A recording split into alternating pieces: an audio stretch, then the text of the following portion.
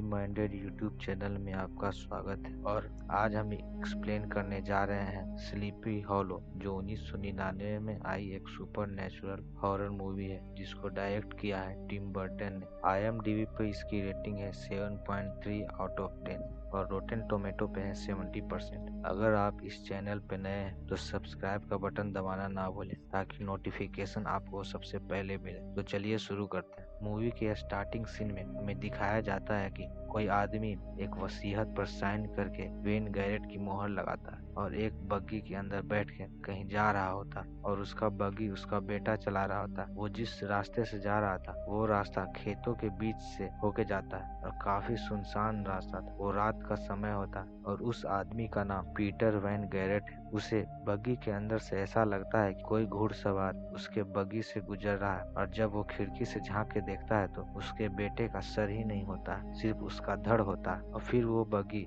Unbalance होके गिर जाती है, जिसके बाद वो आदमी बाहर निकल के भागने लगता है, लेकिन फिर भी कोई उसे मार के उसका सर अपने साथ लेके चला जाता है। फिर सीन शिफ्ट होके न्यूयॉर्क शहर के बारे में दिखाया जाता है, जहाँ हमें एक इंस्पेक्टर इकाबोर्ड क्रेन के बारे में दिखाया जाता है और इस रोल को जॉनी डीप ने निभाया। इकाबोर्ड क्रेन वहाँ का एक समझदार इंस्पेक्टर है जो कि वहाँ के जस्टिस सिस्टम और लॉ से संतुष्ट नहीं था, क्योंकि उस वक्त क्रिमिनल एक्टिविटीज पर बिना कोई इन्वेस्टिगेशन किए जज अपना डिसीजन दे दिया करते थे, जिसके लिए इकाबोर्ड क्रेन उस सिस्टम को बदलना चाहता था, जैसे कि केस का पूरा अच्छी तरह से इन्वेस्टिगेशन करना, लाश का पोस्टमार्टम करना, ये सब। लेकिन उसी कारण इकाबोर्ड क्रेन को कई बार अपने सीनियर से बहस करना पड़ जाता था। एक दिन एक केस में दोषी को बिना किसी इन्वेस्टिगेशन के जज दोषी को अपना फैसला सुनाने लगते हैं, लेकिन इकाबोर्ड उस जज से भी इस बात पर बहस करता है। उसके इस व्यवहार से जज काफी नाराज होता है और उसे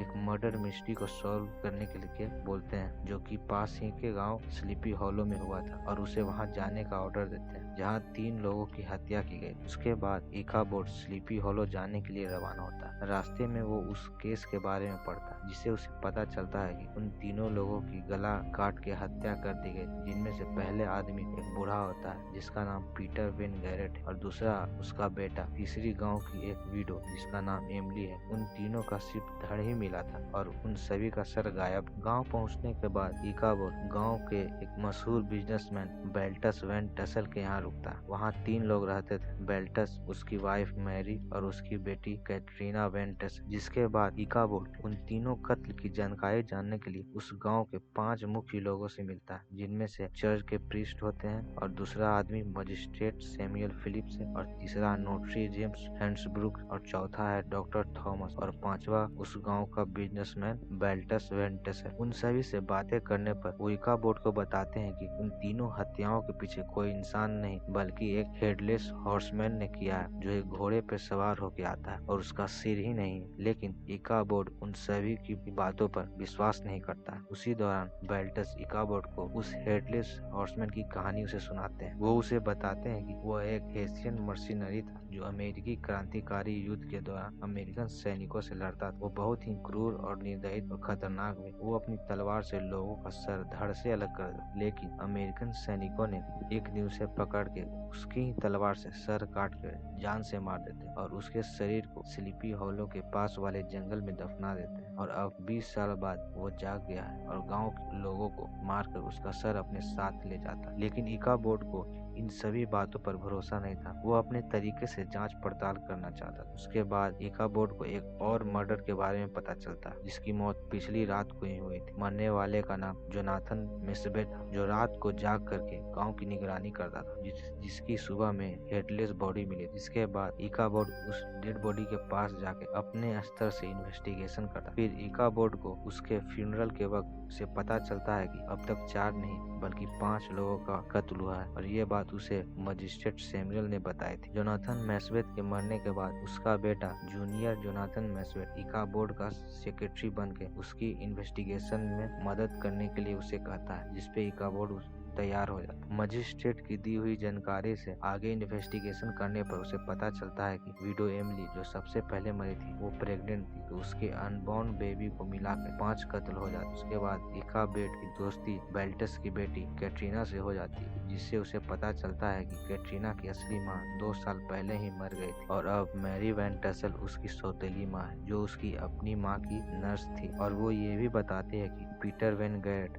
जिसकी मौत सबसे पहले हुई थी वो बहुत ही अमीर आदमी और उसके फैमिली रिश्तेदार भी, और वो आज जहाँ रह रहे हैं वो जगह भी उसे पीटर नहीं दिया क्योंकि पहले वो बहुत गरीब थे। इकाबोड को यह भी पता चलता है कि कैटरीना एक स्पिरिचुअल लड़की है जो कि जादू टोने पर विश्वास करती है, बिल्कुल इकाबोड की माँ की तरह। और उसके पास एक किताब भी है जिसे वो इकाबोड को दे देती है। दरअसल इकाबोड की माँ भी एक स्पिरिचुअल थी जो भी जादू टोने पर विश्वास करती, लेकिन इकाबोड के पिता उसकी माँ को उसके सामने टॉर्चर करते थे, जिसके कारण उसकी माँ की मृत्यु हो जाती है, जिससे इकाबोड इन सभी बातों पर विश्वास नहीं करता था और उसकी बचपन की यादें उसे सपने में अक्सर डराया करती। इसके बाद इकाबोड उसी रात को मजिस्ट्रेट सैमुअल को गांव से बाहर जाते हुए देखता है। इकाबोड उनसे पूछता है कि वो कहाँ जा रहे हैं, तो मजिस्ट्रेट उसे बताते हैं कि वो गांव छोड़ के जा रहे हैं। अब उनकी जान को खतरा है क्योंकि उसने उसे गांव की विडो एमिली और उसके अनबॉर्न बच्चे के बारे में उसे बता दिया। तब इकाबोड मजिस्ट्रेट से उस बच्चे के पिता के बारे में पूछता है और मजिस्ट्रेट उसे बताने ही वाले थे, लेकिन वहाँ हेडलेस हॉर्समैन का भूत आके उसके सर को लेके चला जाता है। ये सब देख के फाइनली इकाबोड को उन सभी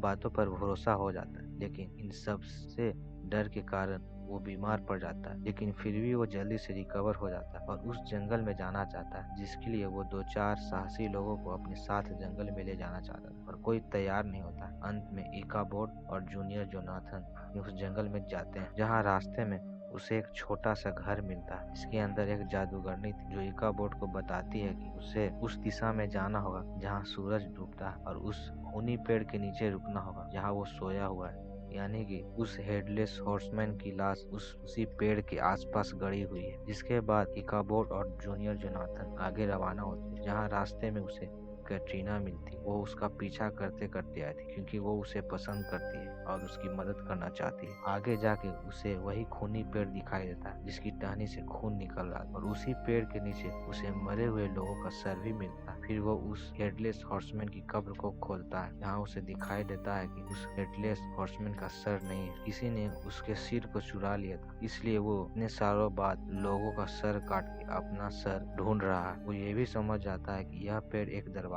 है जिसके पीछे एक अलग ही दुनिया है। इसी दौरान रात हो चुकी थी। उसी वक्त अचानक उस पेड़ के अंदर से वो हेडलेस हॉर्समैन निकलता है और गांव की तरफ जाने लगता है। इकाबोड भी उसके पीछे जाता है, लेकिन वो कुछ कर पाता। हेडलेस हॉर्समैन ने गांव की एक फैमिली किलियन और उसकी वाइफ और उसके बेटे का सिर काट के जान से मार डालता है और उनके सिर को अपने साथ लेके जा रहा होता है, लेकिन कैटरीना का दोस्त ब्रॉम और इकाबोड उसे रोकने की कोशिश करते हैं, जहाँ इकाबोड ये नोटिस करता है कि वो हेडलेस हॉर्समैन उन दोनों पर हमला नहीं कर रहा, वो कुछ ही लोगों को मारता। तब इकाबोड उसका रास्ता छोड़ देता, लेकिन ब्रूम उसका रास्ता नहीं छोड़ता, जिसकी वजह से हेडलेस हॉर्समैन उसे भी मार देता। इस इंसिडेंट से इकाबोड ये समझ जाता है कि किसी ने पहले उस हेडलेस हॉर्समैन का सर चुराया और फिर उससे ये सब कत्ल करवा रहा है। फिर वो सोचता है कि ये सारे मर्डर सबसे पहले मरे हुए पीटर वैनगेट की प्रॉपर्टी के लिए हो रही, और इन सभी चीजों की जानकारी के लिए इकाबोड नोटरी हार्डब्रूक के पास जाता है, जो वहाँ की फाइनेंशियली मैटर को संभालते थे, जहाँ उसे पता चलता है कि मरने से पहले पीटर वेन गैरेट ने विडो इमली से चुपके से शादी की, जिसका विटनेस जोनाथन मेसेबेट था। और हमें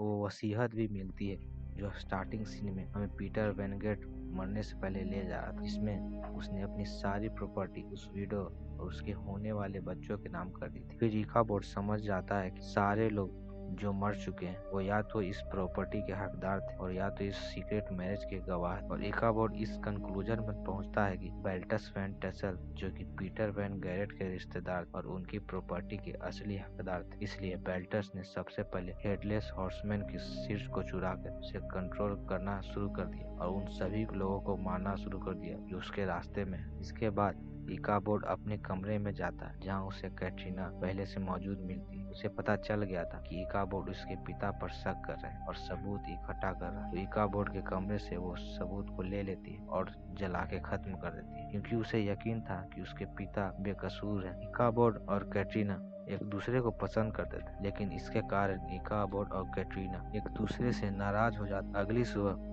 बेल्टस इकाबोर्ड को बताता है कि कल रात को नोटरी हार्ड ब्रूक ने फांसी लगा के खुदकुशी कर ली और सबको यह लगता है कि इकाबोर्ड के यहाँ आने पर ये सब हो रहा। तो आज शाम को फादर रेवन ने चर्च में सभी को मीटिंग के लिए बुलाया। उसी शाम में जब मैरी गार्डन में होती है तब बेल्टस देखता है कि वो हेडलेस हॉर्समैन मैरी के पीछे आ रहा, जिससे वो डर के चर्च की ओर भागते हैं जहाँ पर गांव के लोग मीटिंग करने के लिए जा रहे हैं। वो वहाँ सभी को बताता है कि उस हेडलेस हॉर्समैन ने उसकी वाइफ को मार डाला और अब उसके पीछे आ रहा है। और होता भी ऐसा ही है। वो हेडलेस हॉर्समैन का भूत चर्च तक आ जाता है। क्योंकि वो एक शैतान होता है इसलिए चर्च के अंदर नहीं जा सकता, इसलिए वो बाहर ही रहता। और इधर अंदर में सभी लोग उसे देख के डर जाते हैं। पर वहीं पर डॉक्टर थॉमस, बेल्टस और चर्च के प्रीस्ट आपस में लड़ने लगते हैं, क्योंकि वो सब पीटर की शादी के बारे में जानते हैं और उन्हें अब लग रहा था कि ये राज छुपाकर उसने बहुत बड़ी गलती की, जिसकी वजह से हॉर्समैन उन्हें मारने के लिए आया। ये झगड़ा इतना बढ़ जाता है कि प्रीस्ट डॉक्टर थॉमस को मार देता